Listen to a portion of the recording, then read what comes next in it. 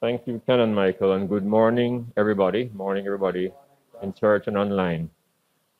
I was asked by the Wellness Committee to say a few words about the coronavirus vaccine that we should be having shortly. And I thought the best way to start with discussing the vaccine is to start by let us understanding what has been the impact of COVID-19 on our population. Based on the latest statistics, we have now had just over 22,000 persons or cases of the virus. And of that, we have had just over 400 deaths in our population. And using those figures alone, that gives us roughly an estimated mortality of roughly 2%. In other words, for every 100 person or every 100 case that we have, we will have approximately 2 deaths. Now, admittedly, the figures were a little bit better in the very beginning of the pandemic. And I think it was better because our health system was not overwhelmed. But as it is now, our health system is under tremendous stress, and our mortality, as I said, is roughly at around 2% at this point.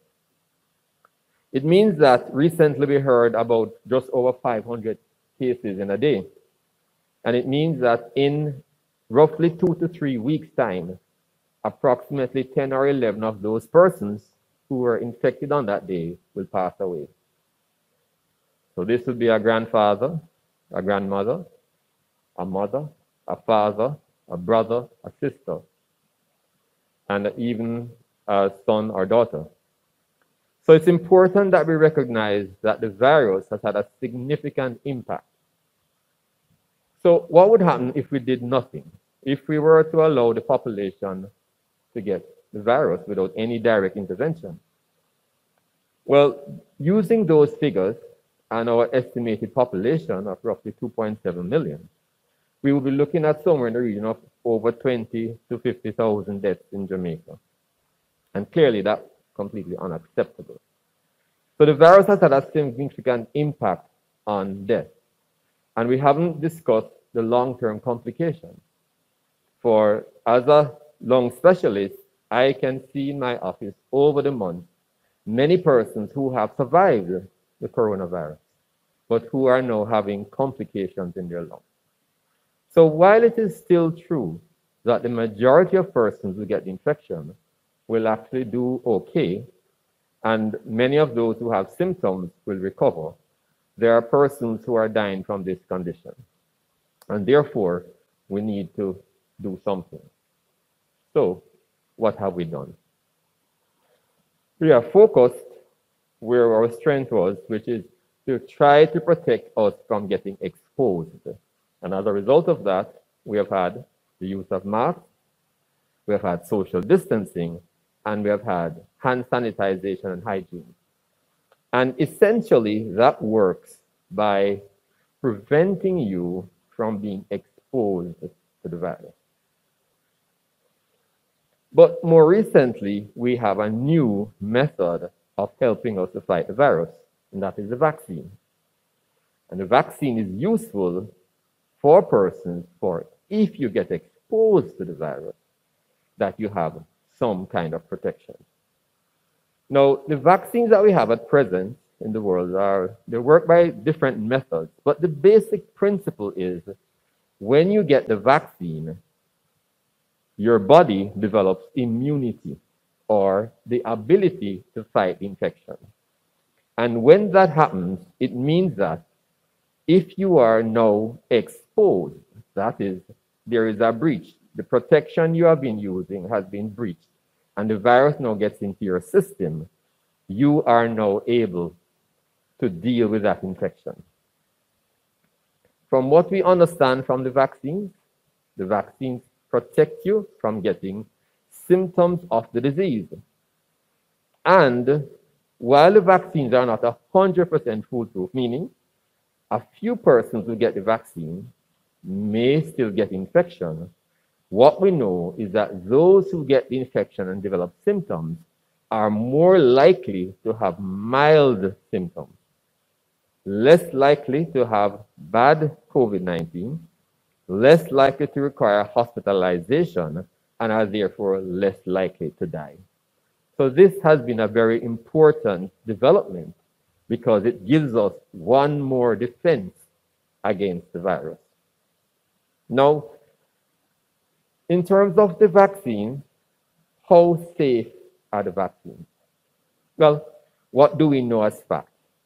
As fact, we know that the vaccines offer protection. You will see different figures in the news about different percentages of protection. But the essence of it is that the vaccines offer protection. Secondly, as a fact, we do know that the side effects that are associated with the vaccine are extremely low. And where there are side effects, and I'm talking about side effects in the short term, they are usually very mild. You may have a little soreness at the site of the vaccine. You may feel a little fatigued for a few days. You may have a little chill, maybe a little low-grade fever. But usually that goes away within a few days. So these are the potential short-term side effects from the vaccine. And this occurs in a minority of persons. The vast majority of persons do not develop these symptoms. So the question is asked, well, what are the long-term complications from the vaccine? And the answer is we do not know because the vaccines were just developed a few months ago. Do we expect to find long-term complications? Based on how the vaccines work, we do not. We can never be absolutely sure, but based on the principle of how they work, we do not think so. When you get the vaccine, are we infecting you with a virus? The answer is generally no, meaning the two principles of the vaccines are one, they use a virus that does not multiply in our body as a carrier to take the antigen or the surface of the coronavirus into your body so that you may develop antibodies. The vaccine does not give you coronavirus. The vaccine cannot cause you to develop coronavirus. And the vaccine does not actually cause active infection in your body. So on that basis, the vaccines are relatively safe. Now, I have been asked over the last few weeks, I've had several phone calls of persons asking me whether they should take the vaccine. There are some things we do not know as a fact. So I will have a phone call of someone in their 80s and 90s and say, Doc, I'm very old. Should I take the vaccine? The basic principle is that as you get older, your immune system is not as strong as it was before. And therefore, we are not sure how your body will develop immunity. In other words, more than likely, a younger person will develop a stronger immunity from the vaccine than an older person. But we expect the older person still to develop immunity from the vaccine. So we expect that the vaccine should work irrespective of age. But admittedly, when the studies were done, the very old in society were not tested. And so we do not have a lot of information yet on that when they were developing the vaccine. But as it is now, as it is being used worldwide, it's being used in essentially older persons. And so we will get more information on that in terms of how much protection the older person gets. So my answer is the older person is expected to get protection, maybe a little less than the younger person, but they will get protection. And therefore, my recommendation is that they should take the vaccine. Another question I'm asked is, Doc, I have underlying medical conditions. I'm diabetic. I'm hypertensive. Well, we know that persons with underlying medical conditions are the ones that suffer the most from the COVID infection. And therefore, we strongly recommend that these persons should take the vaccine because they are the ones that are going to benefit the most in terms of preventing them from developing severe COVID infection.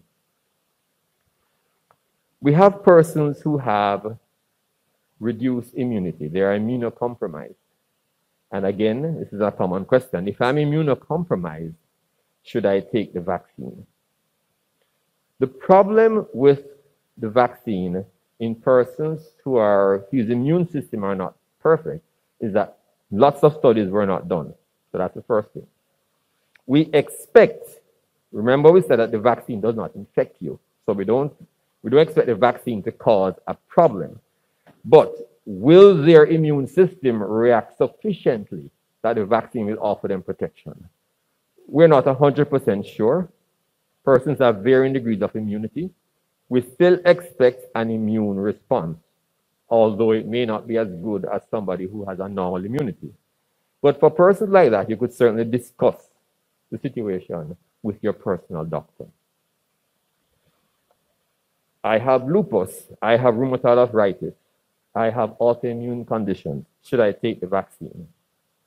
Again, we do not know because we don't have detailed studies. But the general belief is that persons who have these conditions would also benefit from the vaccine by offering them protection against the COVID infection, because we expect that the COVID infection would do more harm to them, and therefore protection from the COVID infection is important.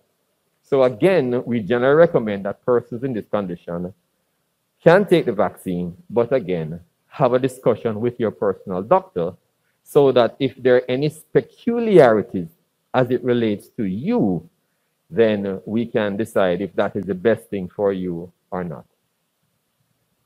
For persons who have lots of allergies, and when I'm saying allergies, I don't mean sinus allergies like your nose running and so on. I'm talking about persons who have severe allergies where they develop what we call anaphylaxis. They go into a crisis. They almost die when they're exposed to certain things.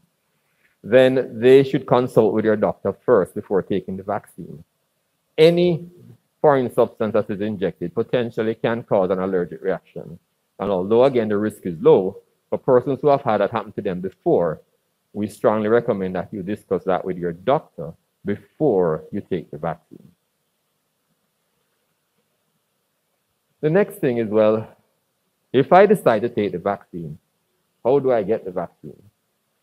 Well, the government has outlined a protocol in terms of how the vaccine will be distributed, with a target that all persons should have the vaccine. But we also recommend that in terms of getting your name on the list, that you begin to contact your personal doctor or use the methods outlined by the Ministry of Health in terms of making contact with health facilities, so that your name can be put down, appropriate contacts can be given for you, because the intent from what has been described is for you to get the vaccine by appointment. So therefore, we need to begin to make a list. So although the first batch will go to what's called the frontline workers, we need to start making that list so that as other vaccines come in, we will be able to get your name on the list. Which vaccine are you going to get? We do not know. The first shipment of vaccine, as explained by the Ministry of Health, will be the AstraZeneca vaccine. We do expect that over the next few months, we will be seeing a number of different vaccines, and some of the common ones that you may have heard about in the news include the Johnson & Johnson, the Pfizer, the Moderna. We don't know which of these will be available, and we don't know in what proportions. So again, a common question is, which vaccine should I take? The basic principle we're going with is that there's a worldwide shortage of vaccines, and therefore, we strongly recommend that if you're going to take a vaccine, once you're offered a vaccine, take that vaccine. These vaccines are all approved because they all offer protection. Some might be a little different from others. We have never had a study that has compared the vaccines directly, and so we are not sure if there's much difference between them. So what we strongly recommend is once you're offered a vaccine, take that vaccine. follow the protocol in terms of whether the vaccine is a two-step vaccine, meaning 2 doses, or 1 step. Now, I must hasten to add that the common feeling that one will get immediately is that once you get your vaccine, you're protected. It takes time for the body's immune system to build. So your immunity may actually take a few weeks to build before you're actually fully immunized from the vaccine. Remember that the AstraZeneca one we're getting is a 2-dose vaccine. So the maximum benefit would occur after the 2nd dose. We believe your immunity starts churning up by about 2 weeks after the 1st dose and gradually improves, getting better and better thereafter. Will you need to wear a mask after you've gotten the vaccine? The answer is yes. And the question is why? You still need to wear a mask because there are still persons who would not have had the vaccine. Secondly, while the vaccines protect you from infection, at least some of the vaccines do not seem to prevent you from actually getting the virus in your body. And some of these persons who have the virus, even though the vaccine protects them from having symptoms, they may potentially still spread the virus. So at least in the early period, before we have more extensive immunization, yes, you will still need to wear a mask even after you receive the vaccine. But what you can anticipate is that over the weeks and months, as more and more persons become immunized, that the stringent measures that we have now will gradually be rolled back, and perhaps soon, in a few months or so, we will begin to see our church pews filling up again. That's what I think I would want to say at this point. Mike, I didn't say it to you, but I don't know if there are any questions online that may have turned up. None. Okay. All right. So I thank you for your time.